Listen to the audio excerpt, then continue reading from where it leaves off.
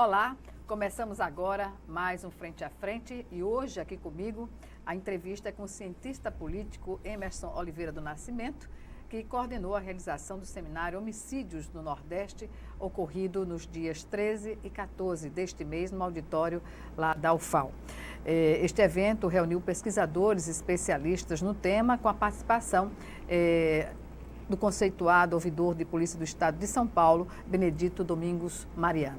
E é sobre esse assunto que a gente vai falar agora com o professor Emerson Oliveira do Nascimento.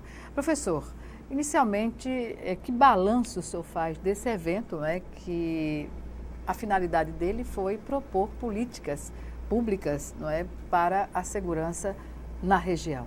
E eu agradeço antecipadamente sua presença mais uma vez aqui em nosso programa.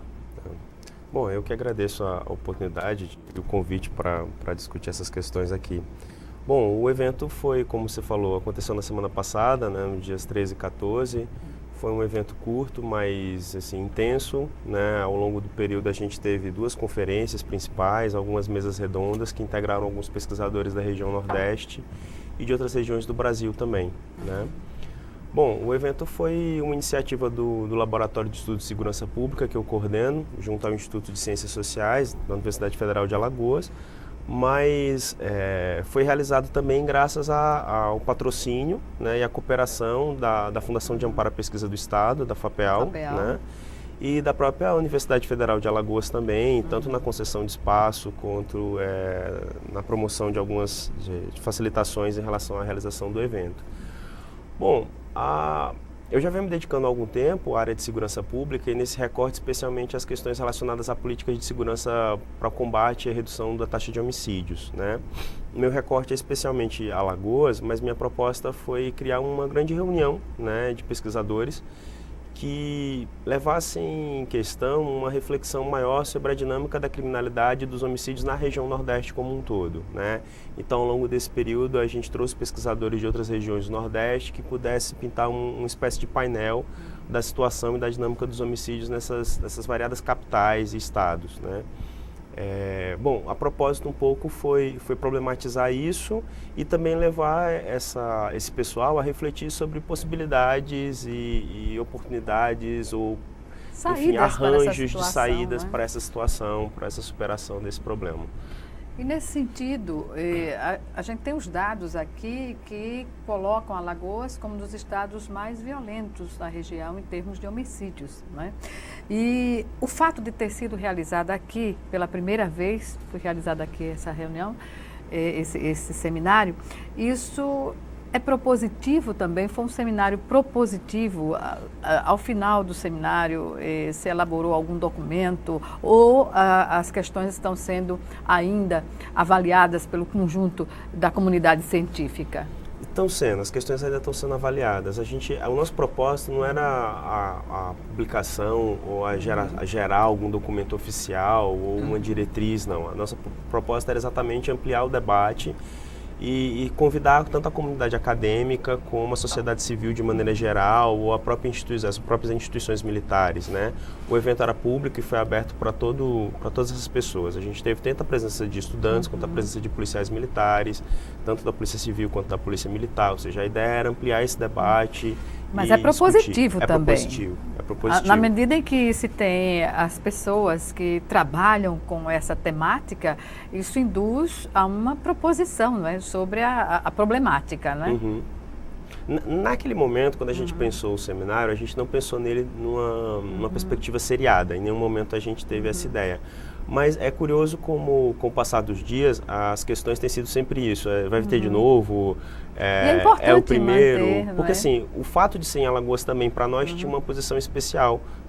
Alagoas liderou os rankings de violência homicida no Nordeste desde 2006, de uma forma significativa, Nos últimos anos, Alagoas tem assistido uma redução da taxa de homicídio, o que também tem um impacto positivo dentro desse contexto, Ainda é um estado eminentemente violento, considerada a taxa que o estado possui hoje, mas a gente já teve taxas ainda maiores no passado, E aí, a propósito de trazer isso para Alagoas era também problematizar essa questão e, claro, Alagoas foi discutido também, assim como os estados circunvizinhos também foram. Professor, o que explica esse crescimento da violência na região, né?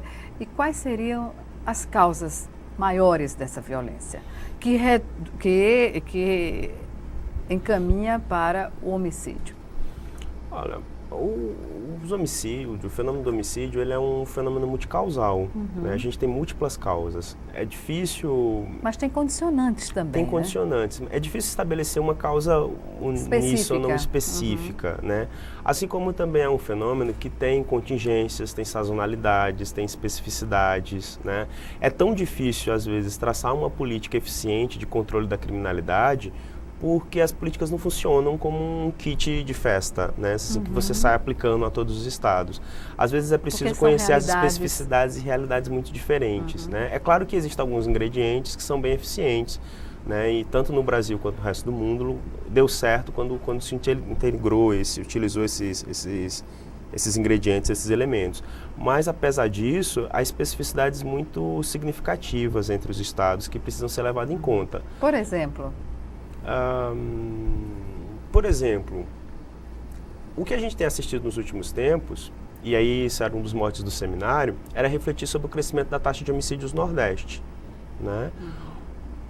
Segundo dados do Fórum Brasileiro de Segurança Pública e do próprio Ministério da Saúde para 2017, o Nordeste foi responsável em 2017 por 40% dos homicídios do Brasil todo, né? Ou seja, em 2017 a gente registrou 63 mil homicídios no Brasil.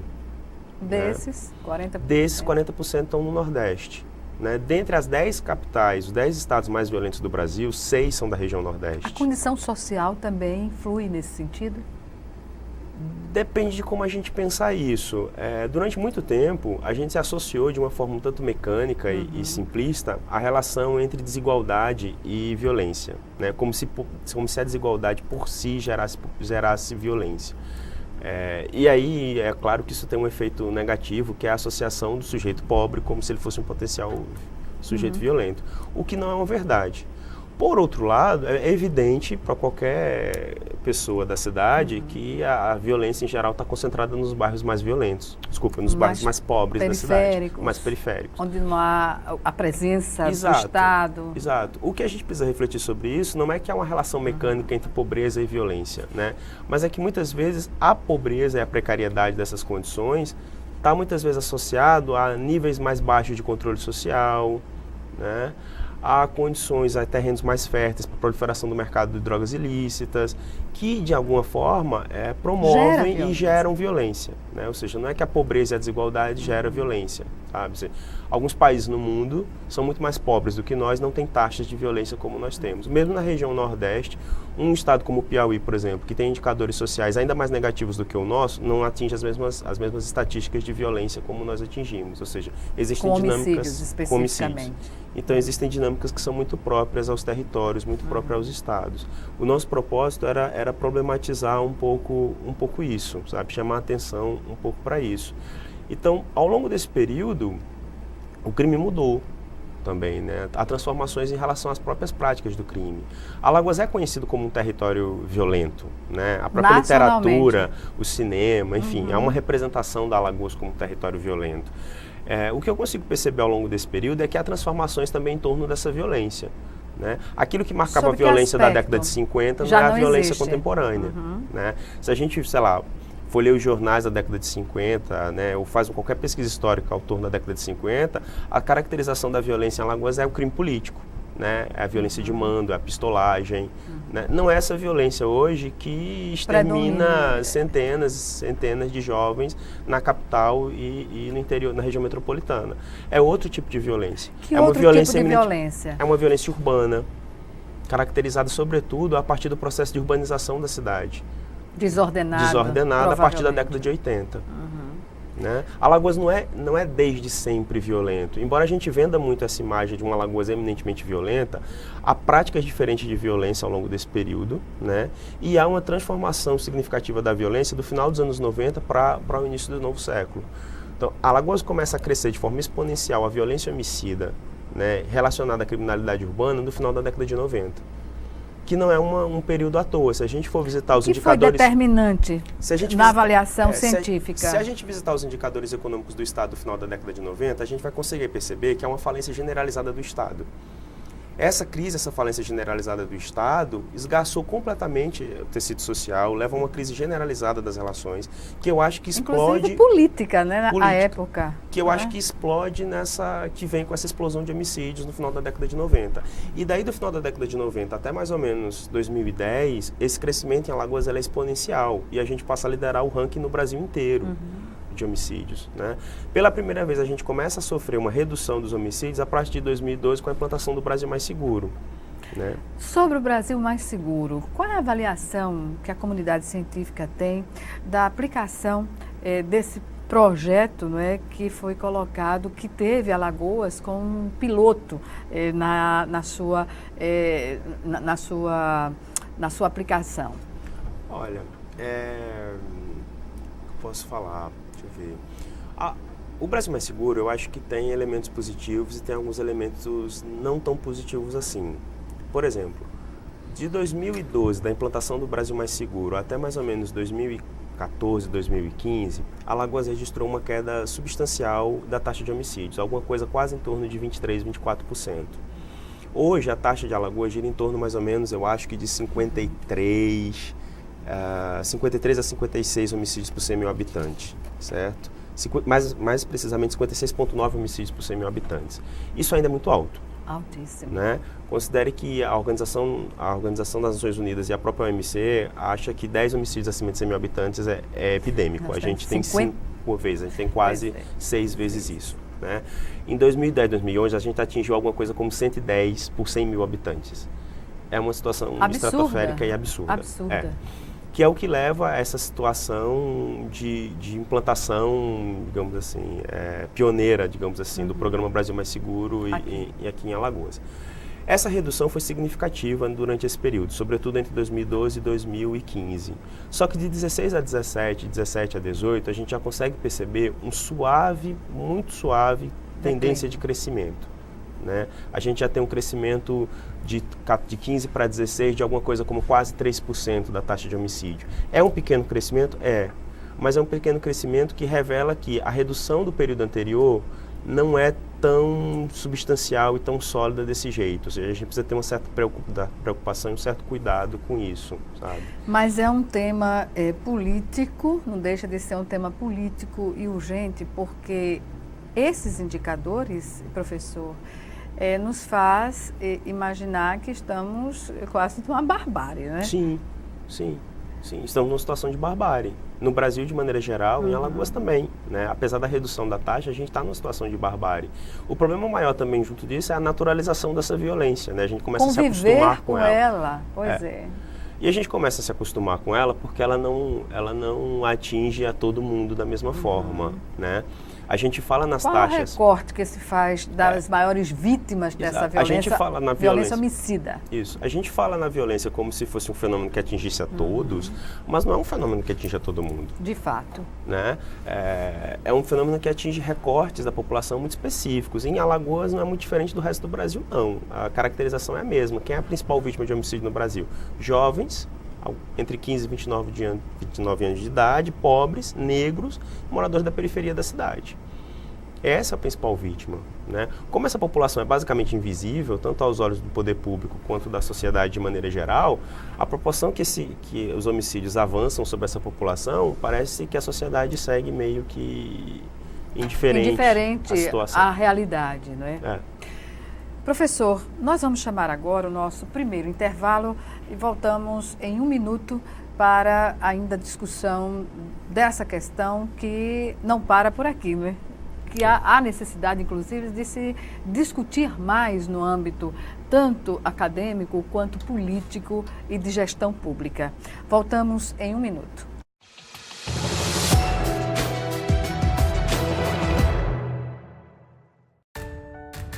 A democracia se faz com diálogo e se realiza com compromisso. Democracia também é feita com doação e se completa quando existe colaboração. democracia se faz mesmo é com participação de todos. Venha fazer parte dessa ação. Cadastre-se como mesário voluntário no site do TRE do seu estado. Vem pra urna, eleições 2018. Justiça Eleitoral. Dengue, zika, chikungunya. Falamos ao vivo do Mundo Consciente. Aqui todo mundo tampa a lixeira, tira a água do pneu, põe areia no vaso de planta. Nossa, quantos mosquitos aqui! Ô vizinho, colabora aí.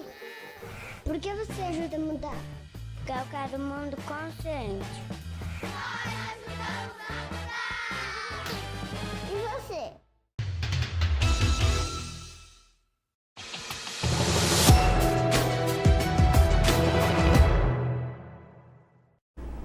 Estamos de volta com Frente a Frente, que hoje discute as questões que foram levadas também à discussão no Seminário Homicídios do Nordeste, realizado nos dias 13 e 14 deste mês, lá na UFAL.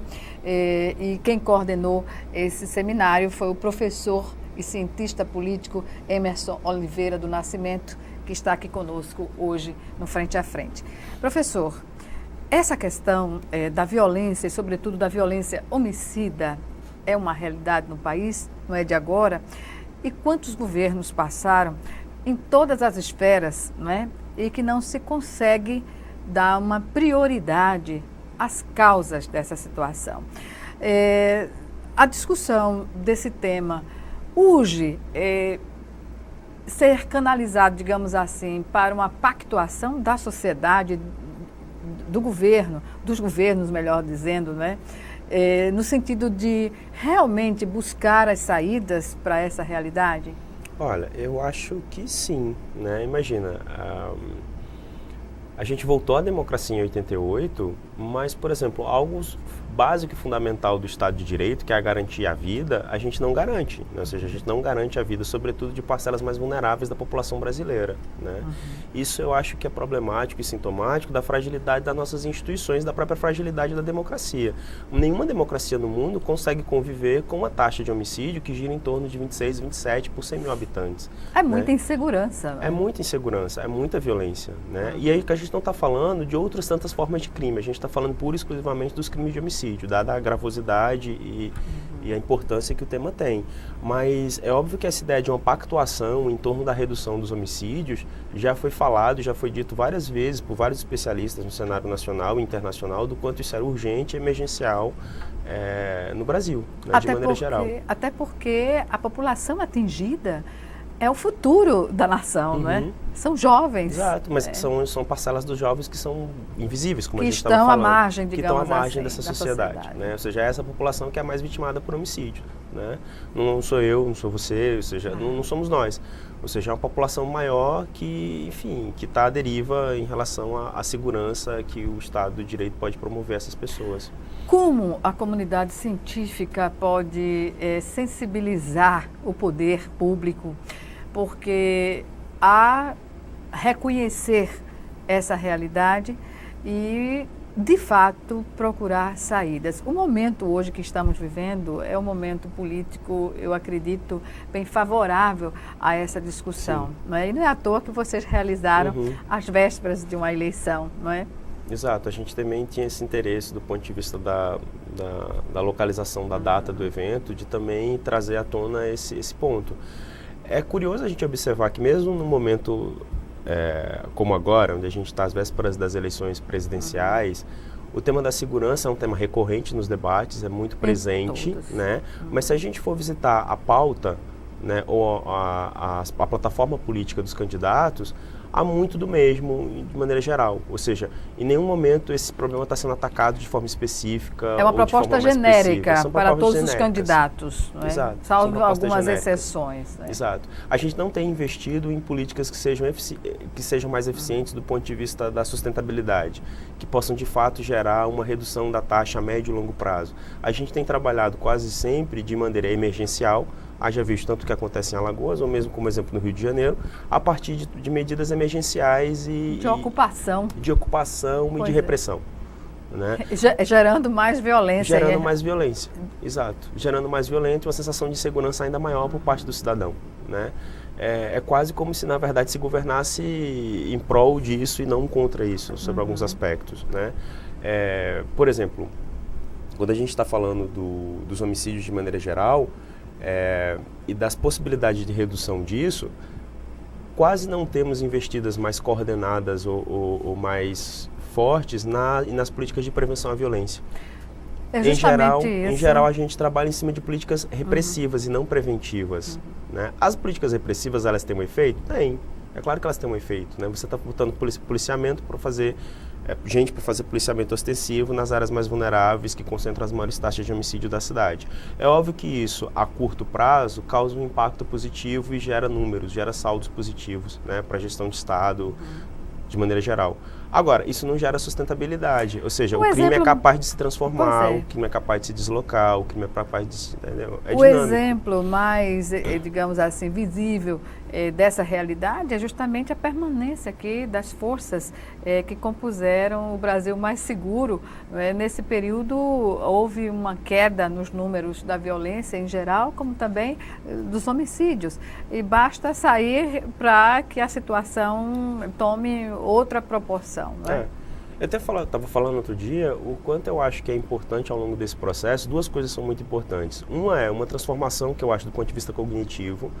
Né? Os gestores públicos precisam começar a entender que policiamento preventivo é mais barato, é mais eficiente do que policiamento repressivo. O policiamento repressivo, ele é necessário, mas ele atua num momento, nas circunstâncias onde o crime já aconteceu. Né? Ou seja, uma vida já foi perdida, a situação, né, já foi ameaçada. O policiamento preventivo, as estratégias de políticas preventivas, não, elas visam exatamente reduzir a taxa, impossibilitar que aquilo aconteça, inibir que aquilo aconteça. Interferir na cadeia de causalidade que possibilita aquele tipo de crime. Pois é. Outro elemento, eu acho que é a atuação do executivo. E aí eu estou falando tanto do executivo federal, estou falando tanto da presidência, quanto do governo do estado. Investimento, não é? Investimento também, mas a atuação e a iniciativa do executivo, tanto do estado quanto do governo federal. Considerando que a Polícia Política Pública de Segurança ela é prerrogativa, sobretudo dos governos estaduais, é perceptível em todos os estados onde tiveram, ainda que durante um determinado período, indicadores eficientes de controle da violência e da criminalidade, uma atuação muito forte e muito significativa do governador. O Sistema Nacional de Segurança Pública, há um debate ainda no Congresso, não é? Uma medida provisória aí para se criar uma alternativa geral, mas o que se observa é que as realidades são diferenciadas por regiões, mas isso é visível a falta de pessoal, tanto para fazer o policiamento ostensivo, quanto para as ações preventivas. E aí não cabe só ação preventiva específica de segurança pública para garantir uma normalidade na convivência pacífica dos cidadãos. Saúde, saneamento. São essas políticas públicas que estão comprometidas com contingenciamento de 20 anos que foi dado na área da educação, sobretudo. E este é o cenário que se apresenta.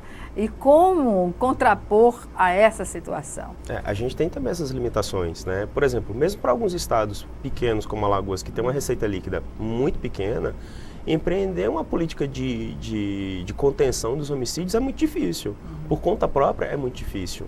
Né? Se a gente for para os indicadores, Alagoas é um dos estados do Nordeste, inclusive, que compromete mais a sua receita líquida com ações voltadas à área de segurança pública, não questionando qual a natureza dessas ações, se repressivas ou preventivas. Mas dentro dos estados nordestinos é um dos que mais compromete a sua receita líquida. Né? Ou seja, estados muito pequenos, com receitas tão restritas, né? Com um produto interno bruto tão pequeno como Alagoas, prescinde de recursos do governo federal para empreender ações desse tipo, não tem como. E o problema está na ponta. Exato, é diferente de estados como São Paulo, como Rio de Janeiro, por exemplo, que praticamente não precisam de recursos do governo federal para empreender políticas dessa natureza. Né? Mas eu também chamo a atenção, como você está falando, Ações de prevenção nesses territórios não é simplesmente levar a polícia para fazer policiamento repressivo naquele bairro, mas é levar muitas vezes oportunidades de emprego, oportunidade de profissionalização, né? Ou seja, você está falando de pastas de Estado, de secretarias diferentes, né? Muitas vezes educação, segurança pública, planejamento. Mas todo mundo tem que pensar Exato, dentro de uma unidade de ação, não é? Exato. Esse problema da unidade de ação, no que diz respeito a empreender essa coordenação de ação, é que em geral é um problema muito grande. E tem funcionado onde o governador puxa a proposta de forma enérgica. Porque só ele, em geral, acredito, dentro do contexto federativo, dentro do jogo da relação de forças dentro do Estado, é capaz de empreender essa coordenação entre essas diferentes secretarias de Estado e promover, de fato, políticas de redução. Isso acontece desse jeito em Minas Gerais e isso aconteceu durante um período até a falência do Pacto pela Vida, muito bem em Pernambuco. Né? Ou seja, a maioria dos observadores e dos analistas chamam sempre muita atenção para o papel decisivo que o governador exerce dentro da promoção dessas políticas. Senão ele chama para si Exato. essa responsabilidade Exato. de promover os meios. Essa capacidade de coordenação coletiva priorizando esses territórios, né? Porque aí muitas vezes a gente perde recurso investindo com políticas de prevenção de criminalidade em territórios que não são necessariamente os mais indicados para fazer aquele tipo de polícia preventiva. Né? A gente está falando, o crime também tem essa especificidade. Né? Algumas áreas são mais vulneráveis que outras, alguns grupos são mais vulneráveis do que outros. Né? A gente tem que interferir nessas especificidades. O sistema da execução penal nesse contexto, como o senhor avalia? Olha, contribui para se manter esse estado de coisas? Você está falando do próprio sistema de justiça criminal como um todo. Exatamente.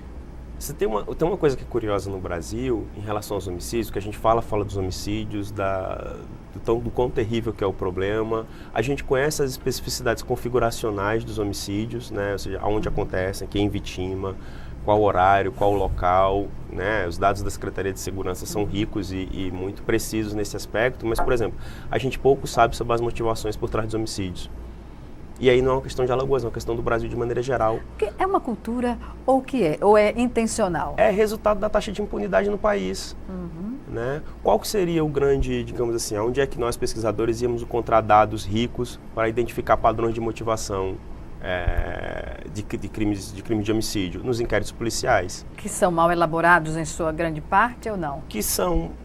Poucos são concluídos, poucos são denunciados ao Ministério Público e poucos vão para julgamento. Ou seja, se a gente pensar no volume de homicídios, né, que há a cada ano no Brasil, no registro de boletim de ocorrência, nos inquéritos policiais, nos inquéritos concluídos, nos inquéritos denunciados ao Ministério Público e aqueles que são sentenciados, há um funil. Há um funil. Algumas pesquisas nacionais apontam para alguma coisa do montante de homicídios que acontece ao longo do ano, basicamente são sentenciados 7% dos crimes. Professor. Em Alagoas, há indicativos de um pouco menos do que isso, como alguma coisa como 5% a 6%. Ou seja, a gente está falando de uma cidade como Maceió, por exemplo, que em geral tem uma média de 540, 560 homicídios por ano, saem sentenciados alguma coisa como 6%, 7% disso. É ínfima. É ínfima. É um percentual absurdo também. E esse elemento também é importante, porque a gente fala de todos os indicadores sociais que estão de alguma forma correlacionados com a violência, mas a gente não pode esquecer também que tem um outro elemento que também é definidor, que é a taxa de impunidade. E impunidade gera impunidade, né? E mais impunidade e mais violência também. Gera violência. Bem, um consultor em segurança esteve aqui no Frente a Frente e questionou, por exemplo, o fato de o Brasil ter muitas polícias, né? Que haveria a necessidade de um reordenamento nessa questão de o país ter a sua polícia federal, a sua polícia estadual e a sua polícia municipal. Como o senhor vê uma proposta como essa? Dentro do aspecto da segurança pública como um todo, as causas da violência estão aí. A questão das fronteiras, do tráfico, da questão política, da questão social que se manifesta nas periferias, enfim. Mas o conjunto de policiamento do Estado que se confunde entre si. E muitas vezes, o senhor acabou de falar, os inquéritos são mal construídos ou não chegam à denúncia dos acusados para se saber exatamente a causa dos homicídios. E aí começa até no fato de aplicação de um TCO que se questiona se é Polícia Civil ou é Polícia Militar que deve fazê-lo. Como só vê esse contexto de atribuições policiais que poderiam criar uma condição também objetiva para se identificar a criminalidade? Olha, tal como elas estão estruturadas, a gente tem as polícias militares, né, a gente tem a Polícia Civil, a Polícia Investigativa. Alguns analistas que trabalham mais especificamente com a estrutura do sistema criminal e com a fase policial chamam a atenção para a necessidade de uma reforma, de uma reestruturação do sistema de segurança como um todo, né?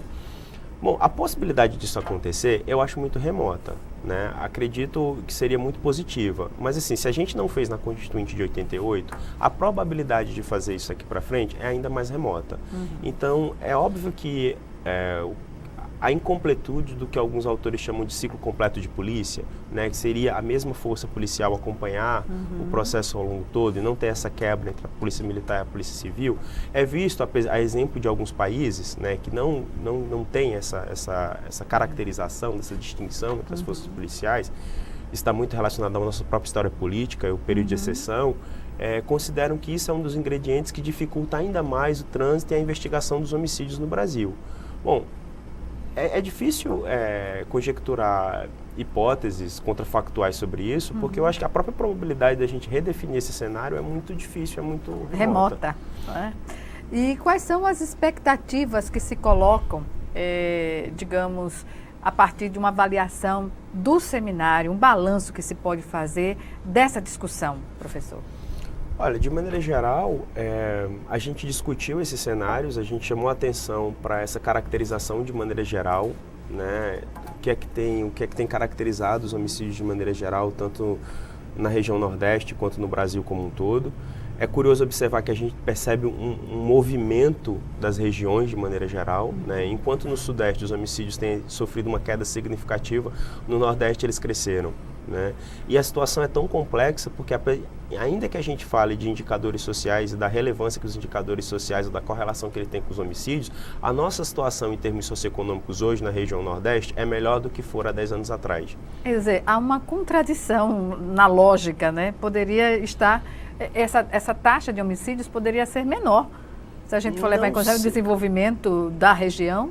Exatamente porque, como a gente estava falando, essa relação entre desenvolvimento econômico e criminalidade, ela não é uma relação mecânica. O que a gente consegue observar de alguma forma nos últimos tempos também é que há esse movimento do crime do Sudeste para a região Nordeste, assim como há uma redução da criminalidade nas capitais e uma migração da criminalidade para o interior do Estado, né, para áreas que tiveram uma melhoria dos indicadores socioeconômicos significativos. Me parece também, e alguns analistas também levantaram isso durante o seminário, que esse deslocamento, né, de recursos, essa melhoria do ponto de vista socioeconômico, também o crime organizado também acompanhou, né? O comércio de drogas ilícitas acompanhou também esse deslocamento do recurso. Então, faz sentido. Né? Faz sentido. Professor, vamos chamar agora o nosso segundo e último intervalo. E já estaremos de volta.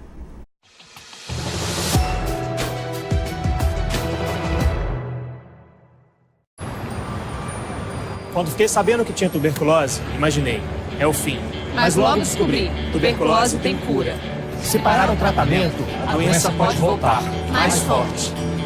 Família, amigos, profissionais de saúde, todos juntos contra a tuberculose.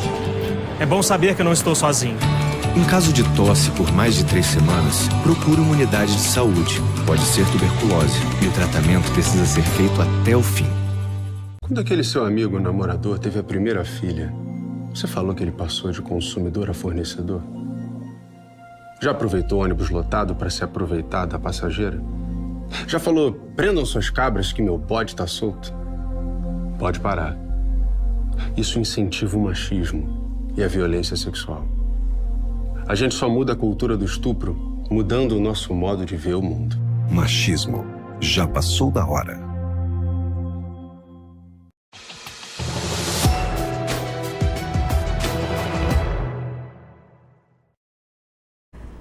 De volta para o último bloco do Frente a Frente, que hoje recebe o cientista político Emerson Oliveira do Nascimento, ele que coordenou o seminário Homicídios no Nordeste, ocorrido nos dias 13 e 14 deste mês, aqui, lá no auditório da UFAL, e com a participação da sociedade civil organizada, de especialistas, da comunidade científica de Alagoas e de outros estados.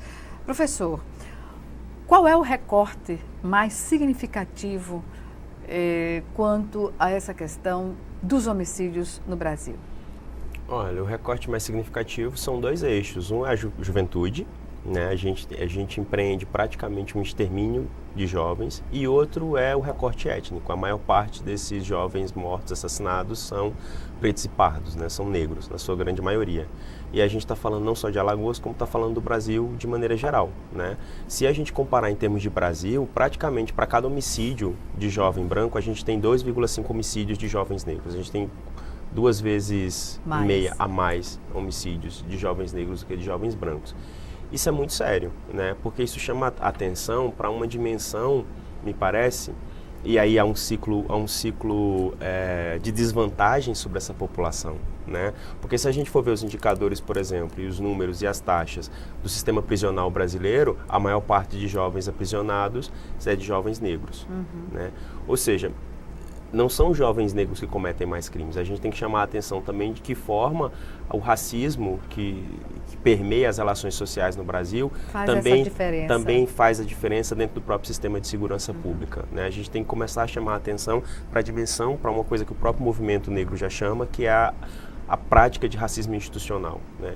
De que forma os negros, ou por que os negros são mais vitimados pela polícia, ou são mais vitimados de maneira geral dentro do sistema de segurança pública. De uma forma até preconceituosa, porque se for avaliar em situações idênticas a participação de jovens negros ou brancos, a polícia, ainda que não tenha a condição inicial de identificar isso, vai haver a culpabilidade do negro. Sim, a grande maioria dos antigos autos de resistência, né, os famigerados resistência seguida de morte, que são as mortes cometidas por policiais em serviço no Brasil, a grande maior parte das vítimas são jovens negros. Isso também não é diferente em Alagoas, por exemplo, né? É muito sintomático isso. E se a gente pensa em Alagoas, é que a coisa é um pouco mais complicada, né? Porque mesmo havendo uma concentração dos homicídios sobre a população negra em detrimento da população branca no Brasil de maneira geral, em Alagoas isso é ainda mais concentrado. Mesmo em todos os estados brasileiros, a concentração de homicídios de negros em Alagoas é muito maior e muito mais significativa do que a concentração de homicídios de brancos. Ao longo do período, inclusive, se a gente separar as séries históricas e separar as vítimas brancas das vítimas negras, a redução ao longo do período, e é importante destacar que ao longo desse período há uma redução dos homicídios em Alagoas, ou seja, os homicídios em Alagoas caem entre 2012 e 2015 significativamente. Mas quando a gente separa os homicídios de jovens brancos e os homicídios de jovens negros, os homicídios de jovens negros crescem ao longo do período, enquanto os homicídios de jovens brancos caem. E o grau de violência dessa letalidade, professor, é algo a ser observado também? É algo importante a ser observado. Nos últimos anos, a gente tem um crescimento significativo do número de de mortes cometidas por policiais em serviço, né, os tais resistências seguidas de morte. Significativo. A gente tem um crescimento exponencial. Há 5, 6 anos atrás, Alagoas registrava vitimizações na taxa de 30, 40. Hoje em dia, Alagoas tem para mais de 100. Né? É óbvio que isso, de alguma forma, reflete um pouco da perspectiva combativa e beligerante da política de segurança do Estado. Ou seja, é aquilo que a gente estava falando, mais investimento em repressão, menos investimento em prevenção. Pois é, eu perguntei basicamente em relação à evolução da letalidade violenta, ou seja, a morte se dá de uma maneira mais violenta, quer dizer, isso é um ciclo, não é? que em alguns momentos se apresenta de uma forma mais, digamos assim, o quantitativo é maior. Isso se observa da também, letalidade de maneira geral? Por homicídio, mas em geral de forma mais violenta. Olha, alguma coisa como 85%, 86% dos homicídios no Brasil, e esse dado se replica basicamente para Alagoas, são praticados por arma de fogo. Pois é. O grande problema são armas de fogo, né? Não que o desarmamento, a política de desarmamento não tenha tido eficiência sobre isso. Alguns estudos importantes no Brasil apontam que sem a política do desarmamento, provavelmente a taxa de homicídios nossa no Brasil seria ainda maior. Pois é. Como o senhor vê nesse contexto da insegurança pública a proposta de porte de arma para a população em geral? Eu acho um absurdo. Ela é absolutamente irresponsável do ponto de vista da política pública. E da nossa realidade. Completamente. A quantidade de homicídios que nós temos, por exemplo, perpetrados por situações de brigas, de conflitos ou de motivações torpes, é enorme. A gente está falando de crimes que são potencializados pela presença e existência de uma arma de fogo. Eu trabalhei com os inquéritos de homicídio de Alagoas, de Maceió, de 2015, e quase 24% dos homicídios cometidos eram por motivações torpes. A gente está falando de crimes cometidos por dinheiro emprestado, discussão de vizinho, briga de bar, ou seja, crimes que foram potencializados porque uma das partes possui uma arma de fogo. E quando se defende essa proposta de armar a população sob o argumento de que as pessoas de bem é que têm que se proteger, ou seja, as armas que hoje estão no Brasil, as pessoas estão usando independentemente da legalização do uso em massa ou não, não é? Claro. O próprio conceito de pessoa de bem já é questionável por si, né? O que é pessoa de bem, né? O que não é uma pessoa de bem. Eu acho que isso é muito relativo. É sem sentido, é ridículo essa nomenclatura para classificação. Mas isso é de quem argumenta. Claro, é de quem argumenta isso. É uma argumentação sem sustentação. Se não fosse a política de desarmamento, os nossos indicadores ainda seriam ainda mais negativos. E como o senhor avalia nesse momento político que nós vivemos, propostas que estimulam, inclusive, a violência e o sentimento de ódio, de polarização de ódio, sobretudo em redes sociais, no trato dessas questões relativas à segurança pública? Eu acho que, infelizmente, é uma área que é muito povoada de achismo, né, muito povoada de preconceito e de gente que fica falando sem substância ou evidência sobre aquilo. Então fica propagando muito mais preconceito e senso comum do que, de fato, informação eficiente ou útil para discutir isso. Eu acho que, na verdade, você tem um conjunto de candidatos, muitas vezes, ou de políticos, que estabelecem plataformas muito mais pautadas no medo e na insegurança, né, para transformar isso em um atrativo ou em um argumento para angariar votos, do que de fato estar preocupado com a promoção de uma política de segurança eficiente ou positiva, né? E aí, nesse caldo, é o discurso que chama atenção para a necessidade do armamentismo, como você falou, né, para armar os sujeitos de bem, ou o discurso pela redução da menoridade penal, né, que é outra discussão absolutamente necessária de ser feita, mas inócua, porque na verdade é pautada muito mais por preconceito do que por informação, né? Como se houvesse, na verdade, uma horda de jovens assassinos matando. Se a gente levantar os indicadores, os crimes cometidos por jovens no Brasil, e a gente está falando aí de alguma coisa entre 12 a 14, 15 anos de idade, vários estudos no Brasil apontam que são 4% dos homicídios no Brasil. Ou seja, a redução da maioridade penal, a gente, na verdade, não vai resolver os homicídios no Brasil. Pelo contrário, a gente vai acirrar ainda mais um ciclo de desvantagens sobre uma população que já sofre outras tantas desvantagens. Exatamente. Que vai recair basicamente sobre a juventude jovem e negra da periferia.